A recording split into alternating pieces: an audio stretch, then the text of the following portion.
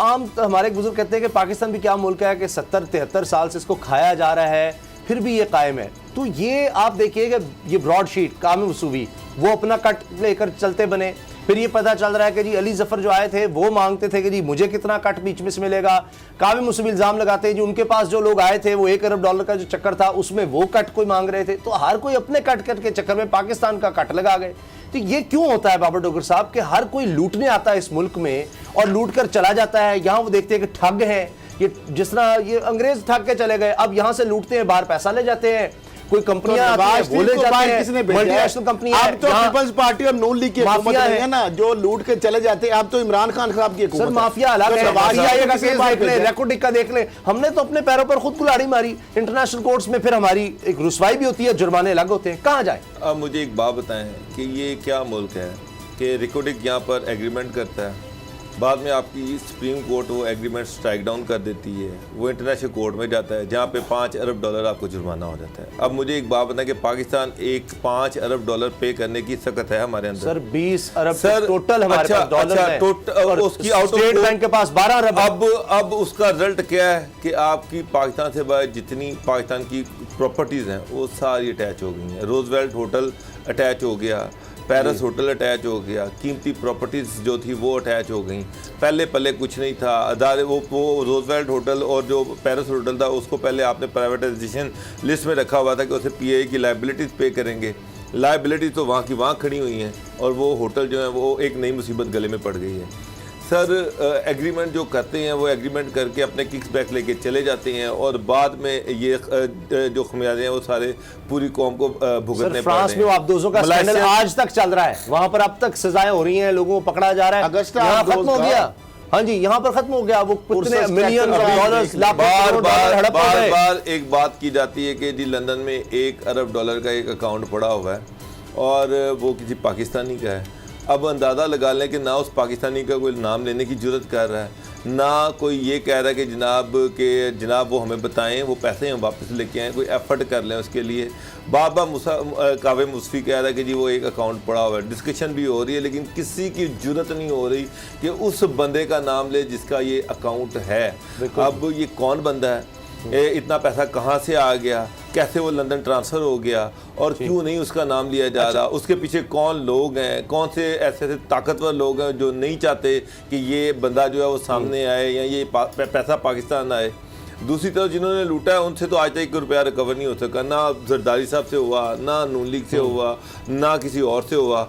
और आपका पाकिस्तान में और पाकिस्तान से बाहर जितना पैसा लग गया है ये कुछ ठग जो है कावे मुल्सी जैसे और जेम्स जैसे मरहूम जैसे वो ले गए, बाकी आपने नैब ने इन्वेस्टिगेशंस में और इधर इनके आने जाने में खर्च कर दिया और आपको क्या मिला?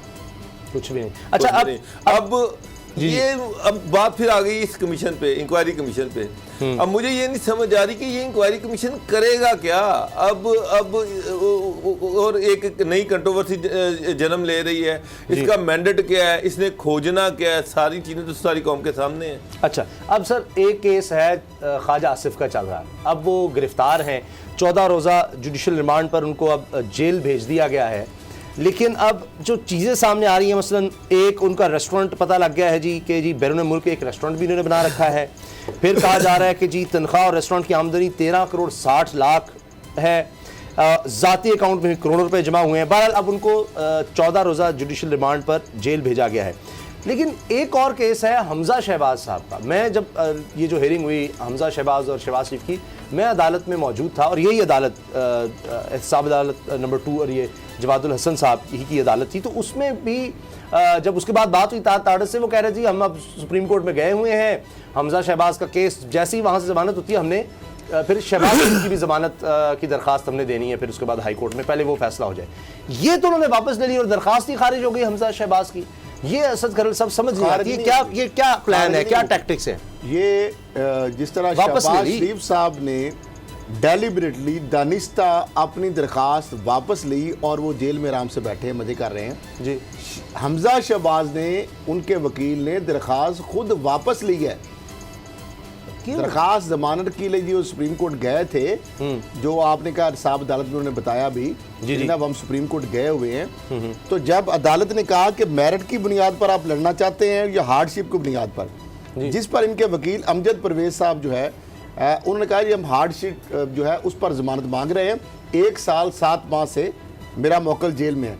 तो जिस पर जस्टिस सरदार तारिक मसूद साहब ने रिमार्क्स दिए कि हाई कोर्ट में हार्डशिप का जिक्र नहीं किया, तो सुप्रीम कोर्ट कैसे ये मामला मसला देख सकती है। बिल्कुल सही। अच्छा, एडवोकेट अमजद परवेज ने वहाँ पे कहा कि इस वक्त हालात और थे और गिरफ्तारी को 1 साल से कम अरसा हुआ था। हार्डशिप का जिक्र इसलिए नहीं किया गया क्योंकि इस वक्त हार्डशिप का ग्राउंड नहीं बनता था। जिस पर जस्टिस तारिक मसूद साहब ने सवाल किया कि जो नुक्ता हाई कोर्ट में नहीं उठाया गया सुप्रीम हम वो कैसे सुने, जबकि जस्टिस जाहिया अफरीदी ने कहा कि साहब अदालत के कोर्ट के बाद मुनासिब होगा कि हाई कोर्ट से रजू करें। मेरा ख्याल है चूंकि उनको पता है कि सुप्रीम कोर्ट एक आखिरी फोरम है, वहाँ पे जो उनको एक लाइन मिल गई, अब वो मेरा ख्याल है ये ऑब्जर्वेशन जो सुप्रीम कोर्ट की है कि हाई कोर्ट से आप रजू करें, तो उसी बुनियाद नई दरखास्त हाई कोर्ट लेके बुनियाद बनाएंगे हाई कोर्ट को कि जनाब सुप्रीम कोर्ट ने ये हमें थोड़ा सा दिया है कि चूंकि हार्डशिप वहां पे अगर आप करते यानी इतना अरसा हो गया, सुन सकते तो अरसा ज्यादा दोबारा हाई कोर्ट जाएंगे आपको ये लगता है? तो ये ग्राउंड तो मेरा ख्याल है वो चाहते हैं कि वो आखिरी फॉर्म खत्म ना हो जाए, इसलिए वो हाई कोर्ट से दोबारा रजू करेंगे ताकि वो फॉर्म जो उनका अभी बाकी रहे। बाबर डोगर साहब, मौलाना फजलुर रहमान साहब के पहले मुबैना तौर पर फ्रंटमैन, कभी उनको कहा गया बुलाएंगे, अच्छा नहीं, मौलाना साहब कहते किसी की जरूरत नहीं, अब उनके दामाद को बुला लिया गया है, तो ये तो घेरा तंग हो रहा है और केसेस नैब जो है वो फैलाता चला जा रहा है। मौलाना साहब बड़े कॉन्फिडेंट लगते हैं, उनको लगता है कि कुछ हो ही नहीं सकता उनके खिलाफ। उसामा साहब मौलाना कॉन्फिडेंट लगते हैं, मौलाना का ख्याल है कि वो अदालत को टारगेट करते रहेंगे, वो इस तरह की थ्रेट्स देते रहेंगे कि जनाब मैं धरना दे दूंगा, कोर कमांडर पेशावर के घर के बाहर धरना दे दूंगा, मैं GHQ के बाहर धरना दे दूंगा, मैं आप पारा के बाहर धरना दे दूंगा, और ये खौफजदा होके कोई इनको हाथ नहीं लगा सकेगा। और वो जो उन्होंने अरबों रुपए के एसेट्स बनाए हैं अब वो इसी तरह छुपे रहेंगे। अल्टीमेटली जवाब तो देना पड़ेगा सर, जो आपने पैसे बनाए हैं उसका जवाब तो देना पड़ेगा आपको। आप चाहे जितना मर्जी छुपने की कोशिश करें, जितनी मर्जी आंखें दिखाएं, अल्टीमेटली मौलाना नहीं तो इनके इर्द गिर्द के सारे लोग जो हैं वो टारगेट में आ जाएंगे। जितनों भी पैसा बनाया, जितनों भी जो इलीगल आप लोगों ने इन लोगों ने रात ली हैं, जो माल बनाया है। अब एक उसामा साहब एक चीज़ मुझे बताया, रोज़ रैलियाँ हो रही हैं, रोज़ जलसे हो रहे हैं, जलसों में पैसा खर्च होता है, लोग आप रोज़ हज़ारों लोगों की ट्रांसपोर्टेशन करती हैं, एक ज़िले से दूसरे ज़िले में लोगों को लेके जाते हैं, उनके खाने पीने का इंतज़ाम करते हैं। आप मुझे देखें ना कि कितने पिछले KPK, कराची, लाहौर, तमाम शहरों में रैलीज निकाली गई, तमाम शहरों में जलसे किए गए, वहाँ पर करोड़ों रुपए का, एक जलसे पे करोड़ों रुपए के अखराजात आते हैं। मगर मुझे पता चला कि लाहौर का जो PMLN का जलसा है उस पर 40 करोड़ रुपए के अखराजात आए। ये पैसा कौन दे रहा है, कौन इसको स्पॉन्सर कर रहा है, और अगर इनके पास आ रहा है तो इतना पैसा कहाँ से आ रहा है? इस चीज़ का भी जो है वो जवाब मांगना चाहिए कि जनाब ये कहाँ से आ रहा है। ये कहेंगे जी वर्कर जो है उनसे पैसे मांगते हैं, वर्कर्स तो कोई पैसे देने को तैयार ही नहीं है, एक आना देने को तैयार नहीं है, सारे अरेंजमेंट तो ये खुद कर रहे हैं। तो ये अब सारी चीज़ें जो हैं अब अल्टीमेटली जवाब तो देना पड़ेगा मौलाना को, चाहे जो और ख्वाजा आसिफ और हमजा शहबाज के केस के बारे में आप क्या कहेंगे? ख्वाजा आसिफ साहब तो सर हम इन्होंने नून लीग ने हमेशा जो केसेस लड़े हैं वो टेक्निकल ग्राउंड पे लड़े हैं, टेक्निकल पॉइंट्स पर लड़े हैं। अब देखिए कि सुप्रीम कोर्ट पूछ रही कि आप मेरिट पे फैसला चाहते हैं या फिर आप जो है हार्डशिप की बुनियाद पर फैसला चाहते हैं, तो वकील कह रहे हैं कि जी नहीं, हमें हार्डशिप की बुनियाद पर फैसला आप कर दें, मेरिट पर नहीं, फैक्ट्स पर, फैक्ट और फिगर केस टेक्निकल ना। हार्डशिप का मतलब ये है कि जनाब केस जो है 1.5 साल हो गया, वो जेल में बैठा हुआ है, केस कब चलेगा, कब फैसला आएगा, कब नहीं आएगा, तो मुलजिम जो है उसकी इन्वेस्टिगेशन कंप्लीट हो चुकी है, मजीद इन्वेस्टिगेशन के लिए रिक्वायर्ड नहीं है, रेफरेंस दायर हो चुका है, तो मेहरबानी करें अब इसको अंदर रखने का फ़ायदा क्या, इसको निकाल दें, जब सज़ा होगी तो फिर देखी जाएगी। ये है टेक्निकल ग्राउंड।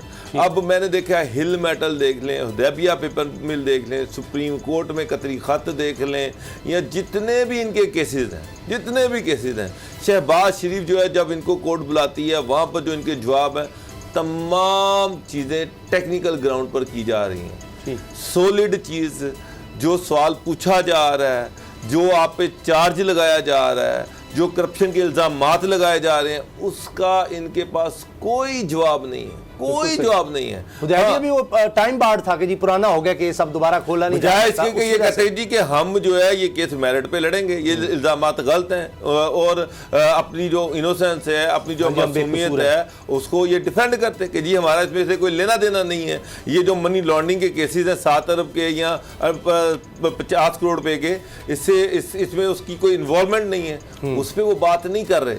वो बात कर रहे हैं कि जी इन्वेस्टिगेशन कंप्लीट हो चुकी है, रेफरेंस दायर हो चुका है, कोर्ट में उसकी प्रोसीडिंग चल रही है, तो अब इसको जेल में रखा हुआ है, उसको छोड़ दिया जाए क्योंकि इन्वेस्टिगेशन के लिए वो फर्दर मतलूब नहीं है। अच्छा, तो ये तो एक रहम दिली की अपील है।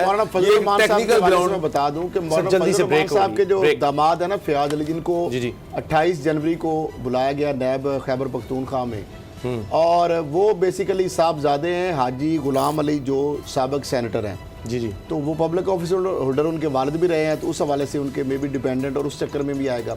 मौलाना साहब के हवाले से जो उनके अपने नाम माशाल्लाह समझदार हैं, उनके अपने नाम कोई चीज़ नहीं है, बहुत कम चीज़ें हैं, लेकिन उनके मुबैना तौर पर 9 जो फ्रंट मैन है जो आइडेंटिफाई किए हैं नैब ने, नैब की रिपोर्ट के मुताबिक, उनमें से 5 लोग जो हैं वो तो नैब के सामने पेश हो गए थे।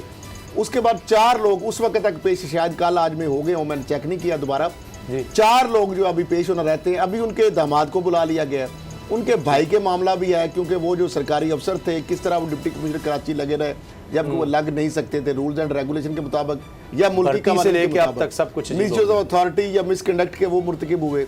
फिर उनके ऊपर और बहुत सारे इल्ज़ाम आते हैं, बेनामीदार उनके हवाले से, प्रॉपर्टीज़ के हवाले से, बहुत सारी चीज़ें हैं जी। अब लेकिन बात यह है कि उसामा साहब, नैब का भी जो पैमाना है वो भी कई तरीके का है। किसी बंदे को बुला के बिठा लिया जाता है और किसी के ऊपर सिर्फ इस तरह के ऊपर रहते हैं। सर ब्रेक का खेल ही खेला जाता रहा है। ब्रेक के बाद मौलाना फजल रहमान साहब को पकड़ा जाएगा। सब्सक्राइब करें और बेल दबाएं ताकि कोई खबर रह न जाए।